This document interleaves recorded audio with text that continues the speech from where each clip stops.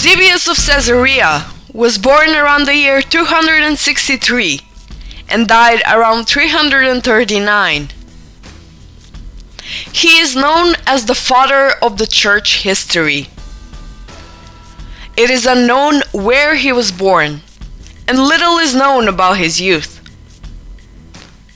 In 296, he stayed in Palestine, where he personally met with the king Constantine the Great.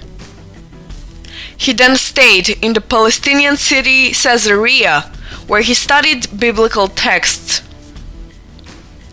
Today, most of his works are preserved. In his book Chronicon, Eusebius in great detail lists data about the rulers of different nations and states. In the work dedicated to the Persian rulers, Eusebius mentions the end of the Persian Empire under Darius III, after which the Persian Empire was conquered by the Macedonians. He clearly states that the famous Egyptian queen Cleopatra VII was Macedonian, descending from the Macedonian dynasty that ruled Egypt after Alexander died. After Alexander, there were Macedonian kings for 295 years, until the death of Queen Cleopatra, who reigned in about the 187th Olympiad. Eusebius also made a complete and detailed list of all Macedonian rulers with names and periods of ruling. Here, he also treats the Macedonians as a separate nation that subdued the Greeks.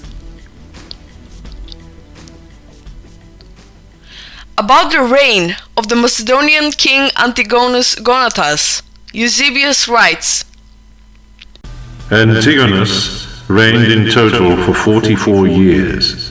Before he gained control of Macedonia, he had already been king for 10 whole years. Antigonus subdued Greece by force. He lived for 83 years in all. Eusebius of Caesarea mentions the Macedonians as separate nation from the Greeks in his book Proof of the Gospel. In the third book, chapter 7, while mentioning the people who fell under the Roman rulership, Eusebius writes, Since that day, the Jewish people have become subject to the Romans, the Syrians likewise, the Cappadocians and Macedonians, the Bithynians and Greeks, and in a word, all the other nations who are now under Roman rule. We can see that Eusebius of Caesarea clearly pointed out differences between the ancient Macedonians and the ancient Greeks.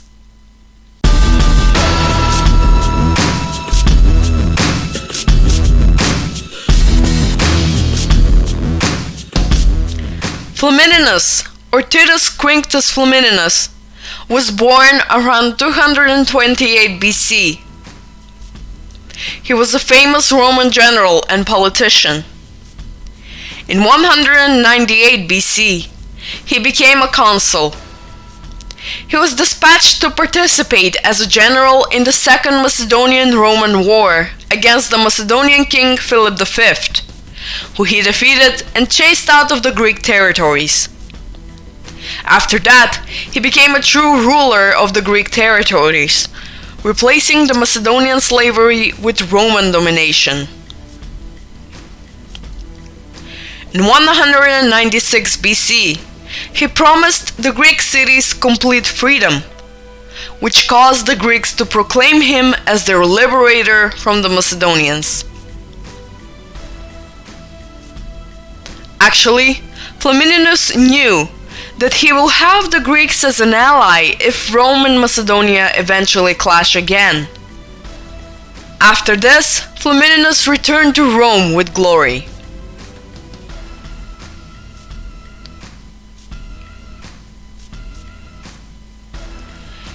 In 192 BC, he was dispatched to war against Antiochus III, the Macedonian king from the Seleucids dynasty, who ruled over a part of Asia, and he defeated him as well.